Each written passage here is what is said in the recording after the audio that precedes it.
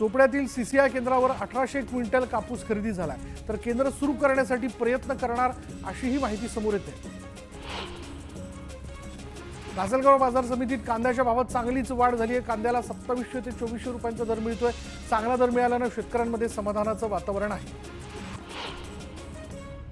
लसणाच्या दरात मोठी घसरण झाली आहे। नवी मुंबई कृषी उत्पन्न बाजार समितीत दररोज 10 गाड्यांमध्ये 2000 पोत्यांची आवक होते आणि यात चांगल्या दर्जाच्या लसणाला 100 रुपयांचा भाव मिळाला। साताराजवळ असलेल्या जकातवाडी इथल्या वस्तादनगरमध्ये 2 गटात तुफान राडा झाला। जमिनीच्या अतिक्रमणावरून वाद झाल्याची माहिती समोर येते। दरम्यान परस्पर विरोधी तक्रार दाखल करण्यात आली असून 10 ते 15 जणांना पोलिसांनी ताब्यात घेतलं। मालेगाव शहराला पाणीपुरवठा करणारी मुख्य पाईपलाईन फुटल्यानं लाखो लिटर पाण्याची नासाडी होते। आयुक्त राजेंद्र जाधव यांच्या बंगल्याजवळ भुयारी गटाराचं काम सुरू असताना जेसीबीचा धक्का लागल्यानं पाईपलाईन फुटली, त्यामुळे काही भागातील पाणीपुरवठा विस्कळीत झाला। जालन्यात उभारण्यात येणाऱ्या कत्तलखान्यास स्थगिती देण्यात यावी अशी मागणी विश्व हिंदू परिषद आणि बजरंग दलाच्या वतीनं करण्यात आली। कत्तलखाना उभारणीचा निर्णय नियोजन बैठकीत घेण्यात आला होता आणि याविरोधात जिल्हाधिकाऱ्यांना निवेदन देण्यात आलं। असा कोणताही निर्णय अद्याप मान्य झालेला नाही असं आश्वासन जिल्हाधिकाऱ्यांनी दिलं। पैठणमधील सोलापूर इथं पाणंद रस्त्याचं काम निकृष्ट दर्जाचं झालंय आणि या कामाची चौकशी करून संबंधितांवर कारवाई करण्याची मागणी शेतकरी संतोष खरात यांनी केली। रस्त्याचं काम अंदाजपत्रकानुसार झालं नसल्याचा आरोपही त्यांनी केला। नांदेडच्या अर्धापूरमध्ये सत्य गणपती मंदिरासमोरील उड्डाण पुलाखाली मुलीचं जिवंत अर्भक सापडलंय। 10 ते 15 दिवसांचा अर्भक असल्याचा अंदाज आहे आणि या बाब लक्षात येताच पोलिसांनी तात्काळ अर्भकाला शासकीय रुग्णालयात दाखल केलं। या बाळाच्या आईचा शोध घेण्याचे प्रयत्न सुरू आहेत। साताराच्या कोरेगाव विधानसभा मतदारसंघाचे आमदार महेश शिंदे यांनी जनता दरबार घेतला आणि यावेळी नागरिकांच्या 300 तक्रारींपैकी 243 तक्रारींचा त्यांनी जागेवरच निपटारा केला। गोंदियातील सालेकसा तालुक्याला जोडणारा मुख्य मार्ग साखरीटोला ते सालेकसा या मार्गाची दयनीय अवस्था झाली आहे। वाघ नदीवरील पूलही धोकादायक अवस्थेत आहे, त्यामुळे या मार्गाची तातडीनं दुरुस्ती करावी अशी मागणी विद्यार्थ्यांसह ग्रामस्थांनी केली। मात्र सार्वजनिक बांधकाम विभागाने याकडे सपशेल दुर्लक्ष केलं। कराडजवळील मलकापुरात रानडे हॉस्पिटलजवळ बिबट्याचा वावर सीसीटीव्ही कॅमेऱ्यात कैद झाला। बिबट्याच्या पाठीमागे 2 कुत्रे लागल्याचं सीसीटीव्हीत दिसतंय। दरम्यान शहरी वस्तीत बिबट्या आढळल्यानं लोकांमध्ये भीतीचं वातावरण आहे। मध्य प्रदेशच्या इटारसी जवळील रेल्वे अपघातात अमरावतीमधील जवानाचा मृत्यू झाला। शहीद जवान सागर हिमाने या सैनिकावर तिवसामध्ये शासकीय इतमामात अंत्यसंस्कार करण्यात आले। यावेळी जवानांच्या कुटुंबियांना अश्रू अनावर झाले। नंदुरबार जिल्ह्यातल्या 108च्या रुग्णवाहिकांची अवस्था दयनीय झाली असून सातत्याने नादुरुस्त होणाऱ्या रुग्णवाहिकांमुळे प्रवाशांचा जीव धोक्यात आलाय। नादुरुस्त रुग्णवाहिकांमुळे रुग्ण आणि चालकांना त्रास सहन करावा लागतोय। शिर्डी साई संस्थांच्या कर्मचाऱ्यांवर झालेल्या हल्ल्यानंतर पोलीस प्रशासन अलर्ट मोडवर आलंय। शिर्डीतील अवैध व्यवसाय करणाऱ्यांवर त्यासह संशयित व्यक्तींवर पोलिसांनी धडक कारवाईला सुरुवात केली आहे। सांगलीच्या पलूस तालुक्यातील भुवनेश्वरवाडी भिलवाडी इथे कृष्णाकाठी जाळी पसरवण्यात आली होती, मात्र या जाळीत मासे न अडकता लांडोर अडकलं। तब्बल 4 दिवसांनंतर या लांडोराची सुटका करण्यात आली। नांदेड जिल्ह्यातील हिमायतनगर तालुक्यातील शिवारात विजेचा शॉक लागल्यानं बिबट्याचा मृत्यू झाला। झाडावरील वानराच्या शिकारीनंतर खाली उतरत असताना विजेच्या तारांचा स्पर्श झाल्यानं शॉक लागून त्याचा मृत्यू झाला। सांगली जिल्ह्यातील बड्या राजकीय नेत्यांशी संबंधित असलेल्या 5 सूतगिरण्यांवर जिल्हा मध्यवर्ती सहकारी बँकेने थकीत कर्ज वसुलीसाठी पुन्हा कारवाईचा बडगा उगारला। या सूतगिरण्यांची मालमत्ता विक्री करण्यासाठी बँकेनं 20 फेब्रुवारीपर्यंत निविदा मागवल्यात। वाशिम जिल्ह्यात रब्बी ज्वारीच्या पेरणीत 26% घट झाली आहे। यामागील वर्षी 1996 हेक्टरवर पेरणी झाली होती, मात्र यंदा केवळ 892 हेक्टर क्षेत्रावरच पेरणी झाली आहे।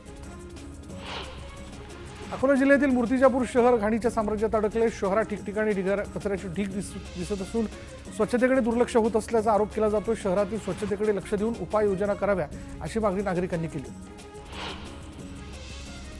सिंधुदुर्गातील बदलत्या हवामानाचा फटका काजू पिकाला बसलाय। काजू झाडाला मोहर आणि फळ धारणा होण्याची प्रक्रिया सुरू असतानाच काजूचा मोहर कुजलाय, तर काही भागात काजू पिकावर मर रोगाचा प्रादुर्भाव झालाय। साताराचे जिल्हाधिकारी संतोष पाटील यांनी पाटण तालुक्यातील माण्याची वाडी गावाला भेट दिली आणि यावेळी त्यांची बैलगाडीतून गावकऱ्यांनी मिरवणूक काढत ज्यांनी स्वागत केलं। तब्बल 78 पुरस्कार मिळवणाऱ्या माण्याची वाडी ग्रामपंचायतला जिल्हाधिकारी, प्रांताधिकारी, तहसीलदार यांच्यासह प्रशासकीय अधिकाऱ्यांनी भेट दिली। कोल्हापुरातील मटका किंग सम्राट कोराणेने 6 वर्षांनी न्यायालयात सरेंडर केलं. IPS महिला अधिकाऱ्यावर हल्ला केल्याप्रकरणी त्याच्यावर मकोका अंतर्गत गुन्हा दाखल आहे. वर्धा शहरासह ग्रामीण भागात मोठ्या प्रमाणात भटक्या कुत्र्यांनी हैदोस घातलाय. शहरातील केळकरवाडी परिसरात कुत्र्यांचा कळप वाहनांच्या मागे धावत असल्यानं अपघाताची भीती वर्तवण्यात येते.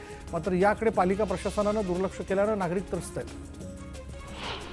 भोर तालुक्यातील आधुनिक आणि सेंद्रिय शेतीला आता चालना मिळणार आहे. शेतकऱ्यांना आर्थिक फायदा व्हावा यासाठी 25 शेतकऱ्यांना आधुनिक बायोगॅस प्रकल्पांचं वाटप करण्यात आलं.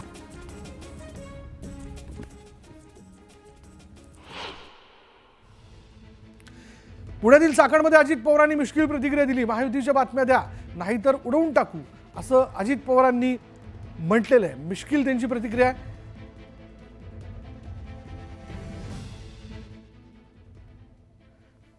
अजित पवार कायमच आपल्या बेधडक वक्तव्यांसाठी प्रसिद्ध आहेत, पण काही वेळेला ते गंमतही करत असतात. आणि त्यांनी असं म्हटलंय पुण्यामध्ये चाकणमधल्या एका कार्यक्रमात की महायुतीच्या बातम्या द्या नाहीतर उडवून टाकू असं त्यांनी म्हटलेलं आहे.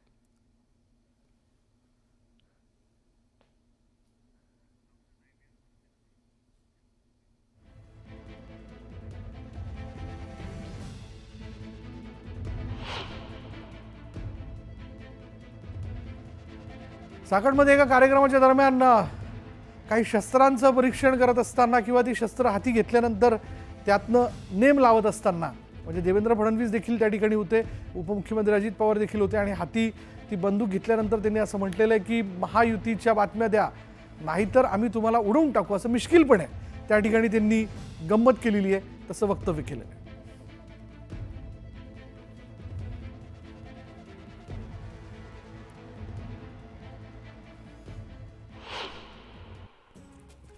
शिवराज राक्षे आणि पृथ्वीराज मोहोळ यांची कुस्ती पुन्हा एकदा घ्यायला तयार आहोत अशी माहिती चंद्रहार पाटलांनी दिली आहे. पंचांनी चुकीचा निर्णय घेतला असं मोहोळांनीही मान्य केलं. कुस्तीतील वाद मिटवण्यासाठी पुढाकार घेणार असल्याचं चंद्रहार पाटलांनी सांगितलं.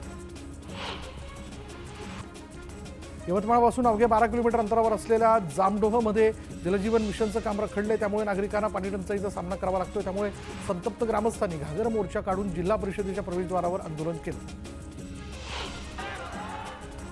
अमरावतीमधील शेतकऱ्यांच्या प्रश्नावर उभाटाचे कार्यकर्ते आक्रमक झाले. मंत्री दादा भुसे यांच्या ताफ्यावर कापूस, सोयाबीन आणि तूर फेकून जोरदार आंदोलन करण्यात आलं. जिल्हाधिकारी कार्यालयात ठिय्या मांडत जोरदार घोषणाबाजी करण्यात आली.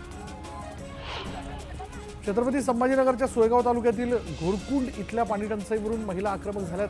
पंचायत समिती आणि तहसील कार्यालयावर हांडा मोर्चा काढून शेकडो महिलांनी ठिय्या आंदोलन केलं. महावितरणच्या गलथान कारभाराविरोधात बीडमधील शेतकरी आक्रमक झाले. खांडे पारगाव परिसरातील 7 गावात वीज पुरवठा सुरळीत होत नसल्यानं शेतकऱ्यांनी तसंच महिलांनी महावितरणच्या कार्यालयात ठिय्या मांडला. वसमतमधील तरुण योगेश पांचाळ गेल्या 2 महिन्यांपासून इराणमध्ये अडकला होता. अखेर भारत सरकारच्या प्रयत्नानंतर योगेश भारतात परतलाय. योगेशला पाहून कुटुंबियांना आनंद अश्रू अनावर झाले. सांगलीच्या पलूस तालुक्यातील आमणापूर इथे श्री गुरु आजरेकर फडाची दहीहंडी उत्साहात साजरी करण्यात आली. यावेळी दहीहंडी फोडल्यानंतर महाप्रसादाचंही आयोजन करण्यात आलं होतं. महाराष्ट्राच्या कानाकोपऱ्यातून आलेल्या असंख्य भाविकांनी संत बेंडोजी महाराजांच्या संजीवन समाधीचं दर्शन घेतलं. यावेळी जवळपास 152 दिंड्या दाखल झाल्या.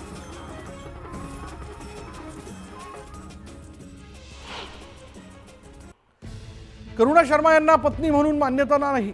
ते दोघंही लिव्हिंगमध्ये राहत होते हे धनंजय मुंडेंनी आधीच मान्य केल्याचं मुंडेंचे वकील शार्दुल सिंग यांनी म्हटलेलं आहे. मुंडेंच्या वकिलांनी काय म्हटलंय बघा. करुणा शर्मा यांना पत्नी म्हणून मान्यता नाही. ते दोघंही लिव्हिंगमध्ये राहत होते हे धनंजय मुंडेंनी आधीच मान्य केल्याचं मुंडेंचे वकील शार्दुल सिंग यांनी म्हटलंय.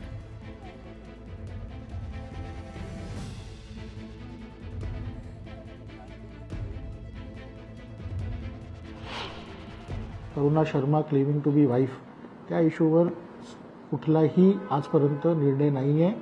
म्हणून साहेबांच्या ॲफिडेव्हिटमध्ये त्यांनी बरोबर म्हटलं आहे की राजश्री मुंडे हे त्यांची वाईफ आहेत आणि त्यांनी आपल्या सगळ्या मुलांचे त्याच्यामध्ये उल्लेख केलेला आहे. धनंजय मुंडेजींचं हायकोर्टाच्या पिटिशन सूटमध्ये फार क्लिअरली सांगितलेलं गेलं आहे की त्यांचं एकच लग्न झालेलं आहे आणि ते राजश्री मुंडेजी बरोबर झालेलं आहे.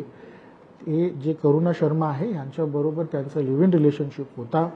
ते लिव्ह इन रिलेशनशिप संपल्यानंतर त्यांनी स्वतः सूट फाईल केला होता मुंडे साहेबांनी आणि म्हणून हे दुसरी पत्नी तिसरी पत्नीचं काय येत नाही.